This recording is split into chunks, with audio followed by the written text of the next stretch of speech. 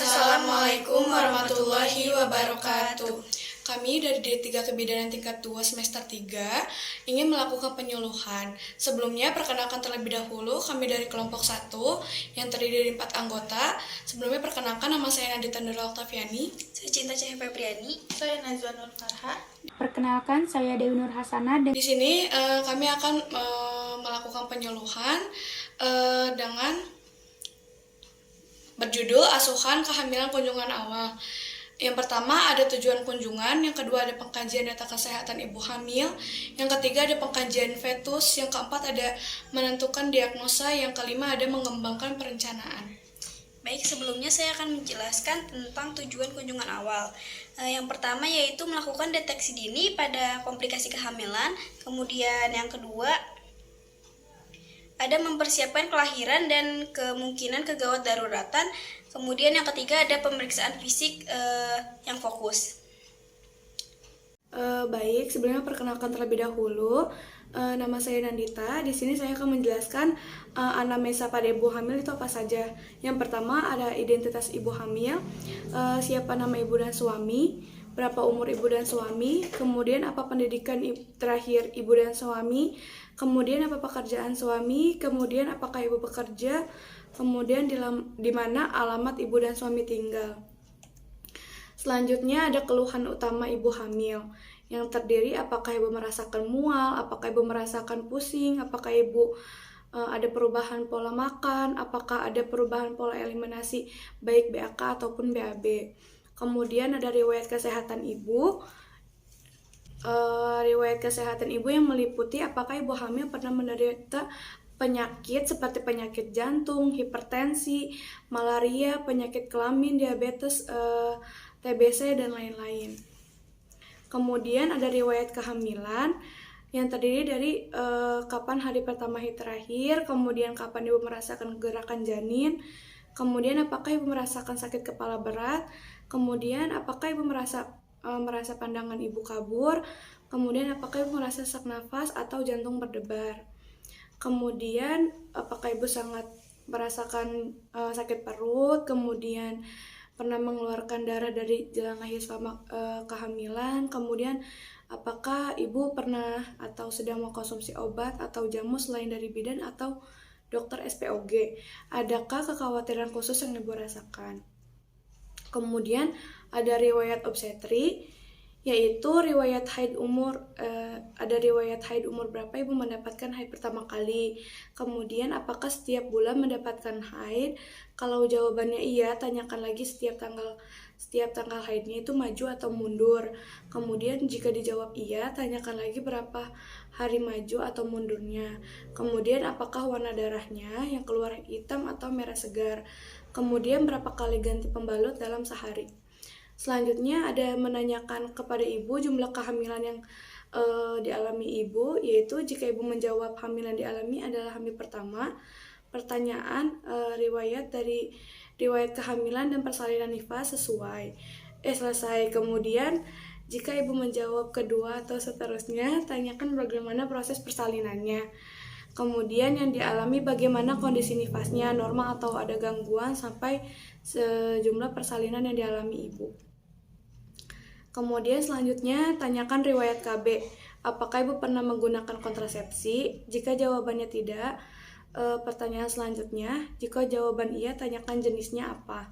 Kemudian berapa lama penggunaannya, kapan berhenti menggunakan kontrasepsi tersebut.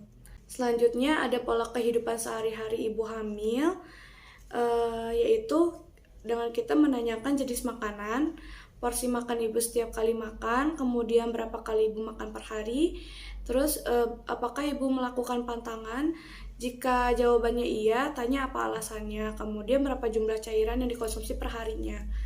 Kemudian setelah itu ada personal hygiene yang meliputi berapa kali ibu mandi per hari, kemudian tanyakan apakah ada permasalahan pada area vulva ibu atau kemaluan ibu, kemudian berapa kali ibu gosok gigi, berapa kali ibu ganti pakaian. Kemudian selanjutnya ada pola aktivitas sehari-hari, kemudian ditanyakan kepada si ibunya apakah kegiatan ibu sehari-hari, tanyakan apakah ibu merasa kelelahan akibat dari kegiatan tersebut. Kemudian setelah itu pola eliminasi, berapa kali ibu BAB, terus teratur atau tidak, konsistensinya, apakah ada masalah dengan BAB. Kemudian tanyakan juga BAK-nya berapa kali per hari, terus warnanya, baunya, kemudian ada masalah atau tidak. Kemudian yang selanjutnya ada pola istirahat atau tidur. Apakah ibu bisa tidur siang? Bila iya, berapa lama? Kemudian berapa lama ibu tidur malam? Kemudian apakah ada masalah dalam pola tidurnya? Ditanyakan kepada ibunya. Kemudian selanjutnya ada pola seksual. Terus frekuensi hubungan seksual, apakah ada masalah? Kemudian selanjutnya apakah ibu pernah merokok atau mengkonsumsi minuman keras, mengkonsumsi obat terlarang? Ditanyakan. Kemudian ada data psikologi spiritual yang meliputi bagaimana respon ibu terhadap kehamilannya, kemudian bagaimana respon suami terhadap kehamilannya, kemudian apakah keluarga mendukung terhadap kehamilannya, kemudian siapa pengambil keputusan dalam keluarga, menanyakan data spiritual ibu. Kemudian ada sosial budaya. Apakah terdapat tradisi yang mempengaruhi kehamilan si ibu? Tanyakan apakah kebiasaan yang merugikan kehamilan. Tanyakan sesuai dengan tradisi tempat ibu tersebut. Baik, selanjutnya materi selanjutnya akan disampaikan oleh teman saya. Baik, saya Cinta Cahaya Febriani akan melanjutkan penyuluhan tersebut mengenai pengkajian fetal, yaitu NST atau non-stress test adalah cara pemeriksaan janin dengan menggunakan kardiotografi pada umur kehamilan kurang lebih 32 minggu. Kemudian pemeriksaan ini dilakukan dengan maksud melihat hubungan perubahan denyut jantung janin. Pemeriksaan ini juga dapat dilakukan pada saat kehamilan maupun persalinan. NST tersebut mempunyai fungsinya yaitu pemeriksaan NST dilakukan untuk menilai gambaran DJJ dalam hubungan dengan gerakan atau aktivitas janin. Kemudian juga dilakukan untuk menilai apakah bayi merespon stimulus secara normal dan apakah bayi menerima cukup oksigen. Umumnya dilakukan pada usia kandungan minimal 26-28 minggu atau kapanpun sesuai dengan kondisi kandungan. Yang dinilai dalam gambaran denyut jantung janin yaitu gerakan atau aktivitas janin, yaitu janin sehat, bergerak aktif, kemudian dapat dilihat untuk peningkatan frekuensinya denyut jantung janin. Sebaliknya, bila janin kurang baik, pergerakan bayi tidak diikuti oleh peningkatan frekuensi denyut jantung janin.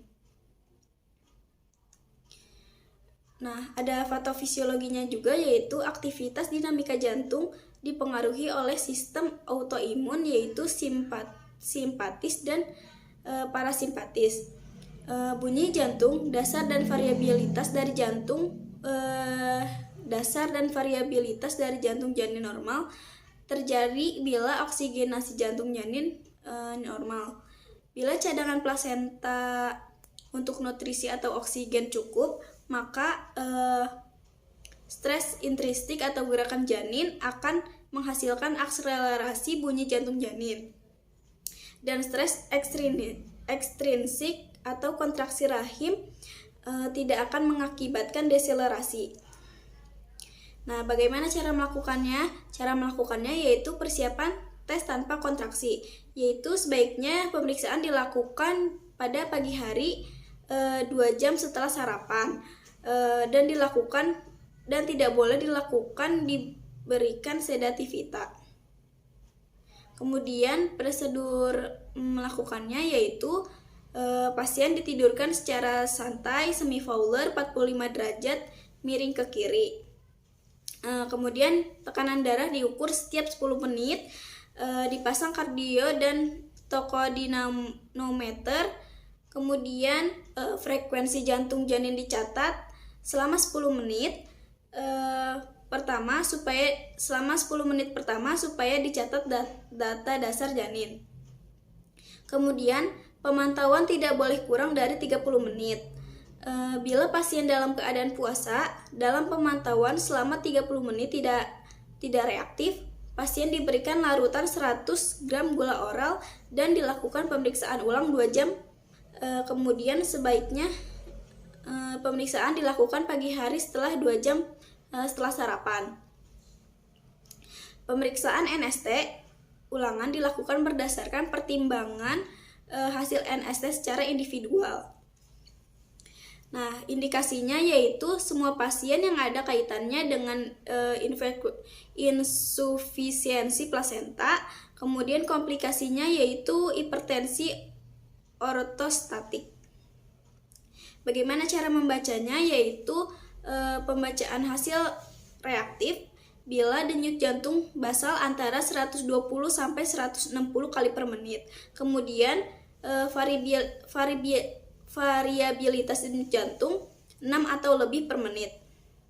Nah, gerakan janin terutama gerakan janin multiple dan berjumlah 5 gerakan atau lebih dalam 20 menit. Kemudian reaksi denyut jantung terutama akselerasi pola atau omega pada saat NST yang reaktif berarti janin dalam keadaan sehat. Kemudian pemeriksaan diulang 1 minggu sekali. Pada pasien diabetes mellitus atau IDDM, pemeriksaan NST diulang tiap hari, tipe yang lain diulang setiap minggu. Kemudian bila tidak ada reaktif, yaitu denyut jantung basal 120 sampai 160 kali per menit, variabilitas kurang dari 6 kali denyut jantung per menit, kemudian gerakan janin tidak ada atau kurang dari 5 gerakan dalam 20 menit, tidak ada akselerasi denyut jantung janin meskipun diberikan rangsangan dari luar. Kemudian ada bila sinusoidal, ada asosiasi yang persisten pada denyut jantung janin. Pada denyut jantung asal, tidak ada gerakan janin, kemudian tidak terjadi akselerasi. Nah, jadi janin dalam keadaan bahaya bila paru-paru janin matur. Janin dilahirkan, gambaran ini dapat didapatkan pada keadaan asoimunisasi RH.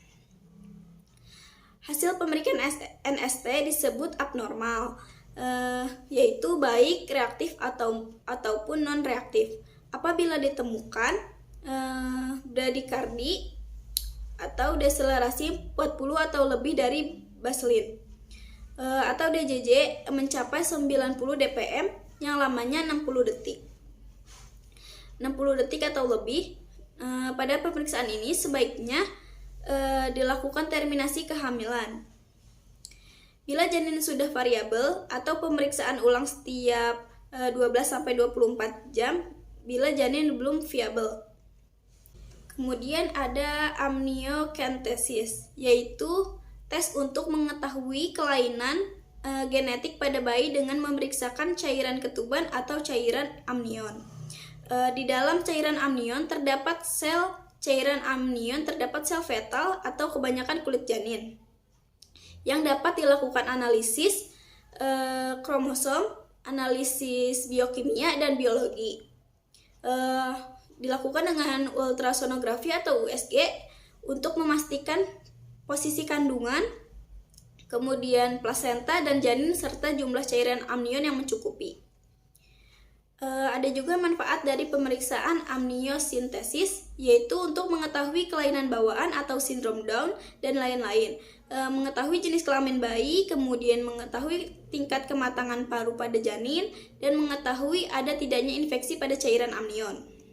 Nah, ada juga ada resiko amniosintesis, yaitu kebocoran pada infeksi atau terhadap air ketuban, kemudian jarum menyentuh bayi, kelahiran prematur, dan keguguran. Kemudian ada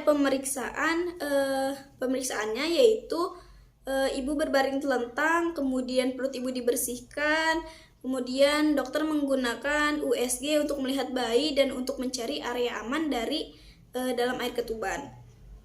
Kemudian juga jarum dimasukkan ke dalam uterus untuk mengambil cairan amnion.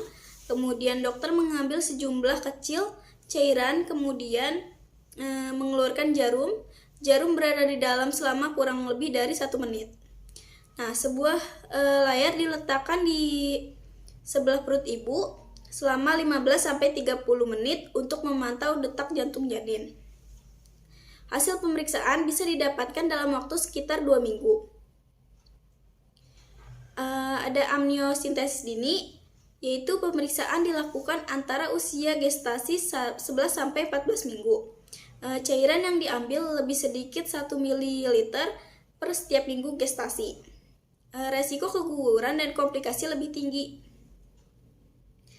Ada amniosentesis trimester kedua. Untuk diagnostik genetik biasanya dilakukan pada usia gestasi 15-20 minggu.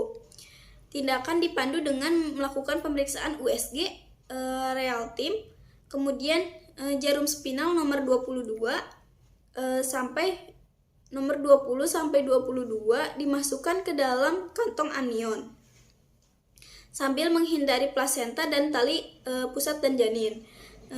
Kemudian cairan yang diambil sebanyak 20 ml.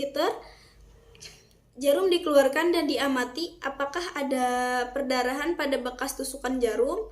Kemudian resiko yang dapat terjadi yaitu trauma pada janin, kemudian maternal, infeksi, dan abortus atau persalinan prematur. Kesimpulannya yang saya jelaskan yaitu amniosentesis pada umumnya aman dan dapat dipercaya, tetapi tidak bebas sama sekali dari faktor resiko. Penting sekali untuk digunakan dengan selektif dan dijelaskan kepada pasangan pasien yang menginginkannya. Baik, sekian materi yang sudah saya sampaikan. Selanjutnya materi akan dijelaskan pada rekan saya. Baik, saya Najwa Nur Farha yang akan melanjutkan materi. Materi yang akan saya sampaikan yaitu menetapkan diagnosa kehamilan dengan tepat. Yang pertama, menetapkan normalitas kehamilan. Masa kehamilan dimulai dari konsepsi sampai lahirnya janin adalah kira-kira 280 hari atau 40 minggu dan tidak lebih dari 300 hari atau 43 minggu. Kehamilan dibagi menjadi 3 triwulan atau trimester. Trimester pertama dimulai dari konsepsi sampai 12 minggu, trimester kedua yaitu dari 12 sampai 28 minggu, dan trimester 3 dari 28 sampai 40 minggu. Diagnosis kehamilan dapat ditegakkan dengan riwayat kesehatan dan pemeriksaan klinis berdasarkan tanda dan gejala kehamilan. Tanda dan gejala kehamilan, yang pertama tanda mungkin hamil, kedua tanda tidak pasti hamil, ketiga tanda pasti hamil, keempat diferensial diagnosa kehamilan. Baik, 1. Tanda mungkin hamil. Yang pertama ada amenorrhea, yaitu wanita tidak datang menstruasi 2 bulan berturut-turut. Lalu ada naus atau mual dan emesis, yaitu muntah, umumnya terjadi pada wanita hamil muda umur 6-8 minggu. Mual-mual pada pagi hari disebut dengan morning sickness. Lalu ada mastodynia, yaitu payudara terasa nyeri dan kencang disebabkan payudara membesar karena pengaruh hormon estrogen pada ductus mamae dan progesteron pada alveoli. Lalu ada quickening, yaitu perasaan gerakan janin pada minggu ke-18 atau minggu 20 pada primigravida, dan umur 14 atau 16 minggu pada multigravida. Gerakan janin pertama kali dapat digunakan untuk menentukan umur kehamilan. Lalu ada mixi. Mixi yaitu wanita hamil trimester 1 dan 3 sering merasakan kencing karena uterus yang gravid mendesak vesika urinaria. Lalu ada konstipasi, yaitu kesulitan buang air besar karena pengaruh hormon progesteron yang menghambat peristaltik usus dan karena perubahan pola makan. Lalu ada weight gain, pertambahan berat badan ibu tidak selalu berbandingan lurus dengan pertambahan berat janin.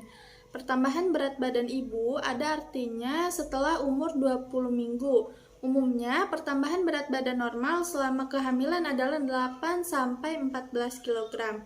Selanjutnya ada fatigue. yaitu perasaan lelah pada ibu hamil sulit diterangkan.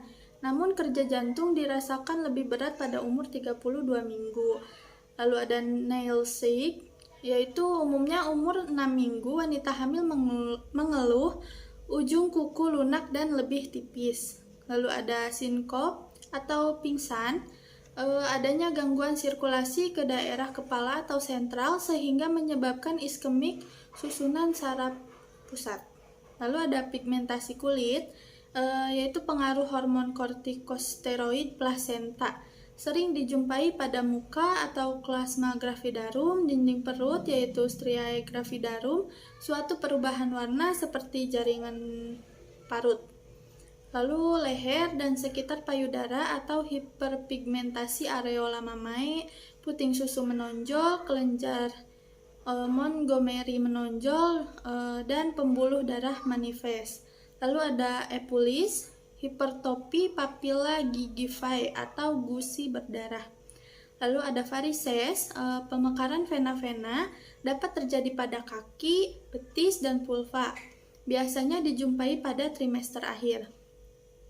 Yang kedua, ada tanda tidak pasti kehamilan, yaitu perut membesar, uterus membesar sesuai dengan umur kehamilan, tanda Kedwick, mukosa vagina berwarna kebiruan karena hipervaskularisasi hormon estrogen, tes urin kehamilan atau HCG positif, tanda Goodell, portio teraba melunak, lalu tanda Hegar, ismus uteri teraba lebih panjang dan lunak, tanda Pisces, yaitu pembesaran uterus ke salah satu arah sehingga menonjol jelas ke arah pembesaran tersebut, teraba balot teman, atau tanda ada benda mengapung atau melayang dalam cairan pada umur 16-20 minggu.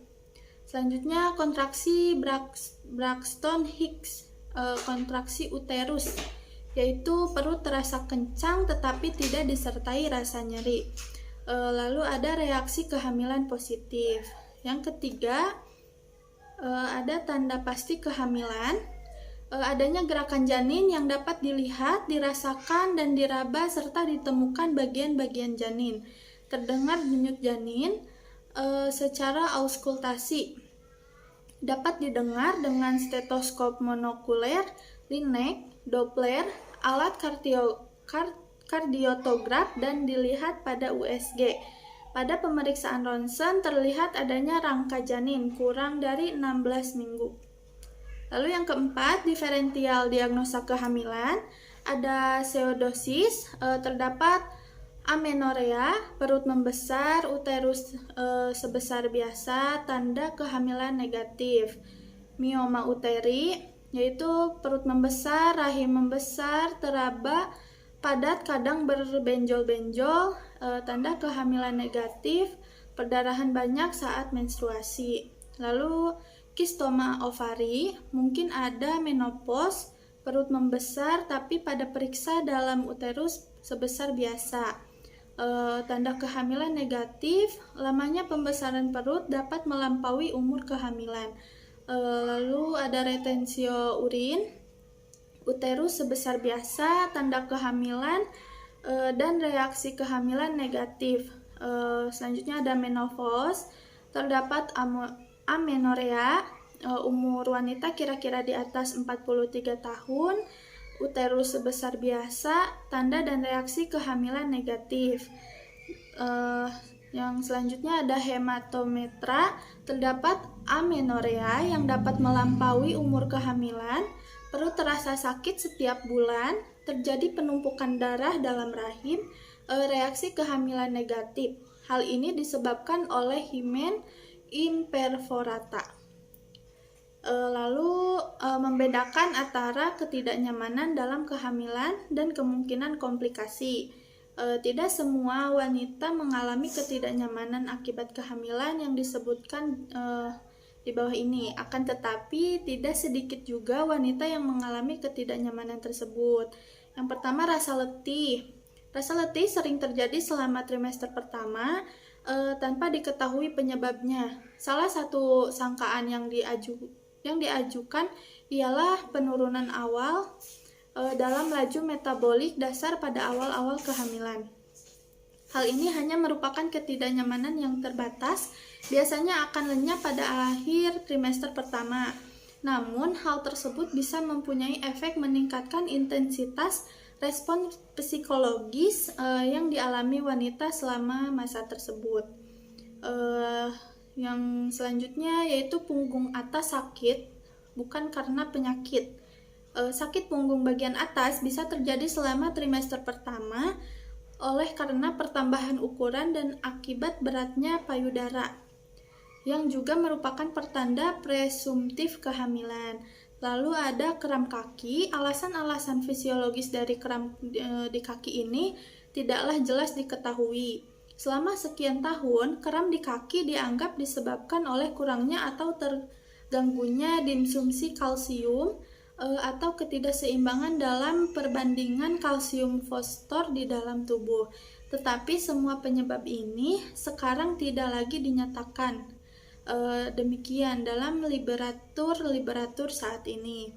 Satu aliran lain menganggap bahwa uterus yang membesar memberikan tekanan pada pembuluh-pembuluh darah panggul dan dengan demikian mempengaruhi sirkulasi atau pada syaraf saat mereka meresap melalui foramen oblurator dalam perjalanannya ke tungkai bagian bawah. Lalu ada edema tungkai. Edema atau penimbunan cairan atau bengkak tungkai adalah akibat sirkulasi vena yang terganggu serta tekanan vena yang meningkat di dalam tungkai bagian bawah. Gangguan-gangguan sirkulasi ini adalah disebabkan tekanan dari uterus yang membesar pada pembuluh-pembuluh vena panggul pada saat wanita tersebut sedang duduk atau berdiri, serta pada vena cava inferior ketika wanita tersebut berbaring menggeletak. Lalu ada varikositas atau varises. Gangguan-gangguan sirkulasi ini adalah disebabkan tekanan dari uterus yang membesar pada pembuluh-pembuluh vena panggul pada saat wanita tersebut sedang duduk atau berdiri, serta pada vena cava inferior ketika wanita tersebut berbaring menggeletak. Selanjutnya, varikositas atau varises.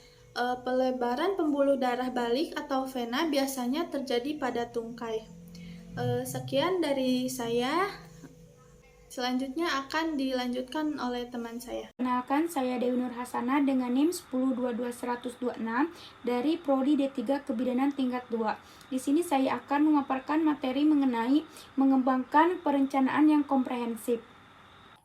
Mengembangkan perencanaan yang komprehensif di mana ada menetapkan kebutuhan belajar, meliputi interpretasi dari hasil pemeriksaan fisik laboratorium, jadwal kunjungan ulang, tanda dan gejala komplikasi, perawatan perineum dan vagina, perawatan payudara, latihan senam atau aktivitas, pakaian dan sepatu, pertumbuhan janin, serta ada perubahan fisiologis dan psikologis, kemungkinan gangguan rasa nyeri, langkah-langkah mengatasi rasa nyeri, perawatan gigi, menghindari kucing, menghindari alkohol, menghindari obat-obatan, rokok, imunisasi. Ada juga istirahat, mandi, hubungan seksual, perjalanan, kekerasan dalam rumah tangga, nutrisi, persiapan untuk kelahiran anak dan kedudukan sebagai orang tua, latihan pernapasan dan relaksasi, tanda dan gejala persalinan, persiapan saudara kandung untuk kelahiran. Ada tahayul, persiapan persalinan dan kelahiran bayi, persiapan dalam menghadapi emergensi kelahiran, persiapan bayi. Selanjutnya, menetapkan jadwal kunjungan sesuai dengan perkembangan kehamilan. Penjadwalan kunjungan bagi seorang ibu yang berjalan normal untuk sekarang itu selama kehamilan minimal ANC atau kunjungan 6 kali selama kehamilan, yaitu di mana 2 kali di trimester 1, 1 kali di trimester 2, dan 3 kali di trimester 3, dan 2 kali SPOG selama kehamilan. Ibu harus segera melakukan kunjungan ke tenaga kesehatan bila terjadi komplikasi. Ada juga keterangan dalam kunjungan. Kunjungan trimester pertama waktunya itu sebelum minggu ke-14. Dengan kegiatannya itu ada membina hubungan saling percaya antara bidan dan ibu hamil, mendeteksi masalah dan mengatasinya, memberitahu hasil pemeriksaan dan usia kehamilan. Terus mengajar ibu cara mengatasi ketidaknyamanan, mengajari dan mendorong perilaku yang sehat atau cara hidup sehat bagi wanita hamil, nutrisi, mengantisipasi tanda-tanda bahaya kehamilan. Ada juga menimbang BB, mengukur TD, memberikan imunisasi TT dan tablet FE atau tablet besi. Kemudian ada juga mulai mendiskusikan mengenai persiapan kelahiran bayi dan persiapan untuk menghadapi kegawat daruratan. Menjadwalkan kunjungan berikutnya, serta mendokumentasikan hasil dan asuhan. Pada trimester 2 sebelum minggu ke-28, di mana kegiatannya itu sama seperti trimester 1, ditambah menentukan TFU, kewaspadaan khusus mengenai preeklamsi. Jadi tanya ibu tentang gejala-gejala preeklamsi, pantau TD, evaluasi ODEM, periksa urin untuk mengetahui protein urin. Pada trimester 3 itu antara minggu 28 sampai 36. Untuk kegiatannya atau pemeriksaannya itu seperti hamil antara minggu 14 dan 28 minggu, ditambah palpasi abdomen atau perut untuk mengetahui apakah ada kehamilan ganda. Trimester ketiga setelah 36 minggu, sama seperti setelah 36 minggu, ditambah deteksi letak janin dan kondisi lain serta kontraindikasi untuk bersalin di luar rumah sakit. Apabila mengalami masalah komplikasi atau kegawat daruratan, ibu diberikan pertolongan awal sesuai dengan masalah yang timbul. Ibu dirujuk ke SPOG untuk konsultasi atau kolaborasi untuk melakukan tindak lanjut. Itulah pemaparan materi dari mengembangkan perencanaan yang komprehensif. Kurang lebihnya mohon maaf. Wassalamualaikum warahmatullahi wabarakatuh. Audio Jungle.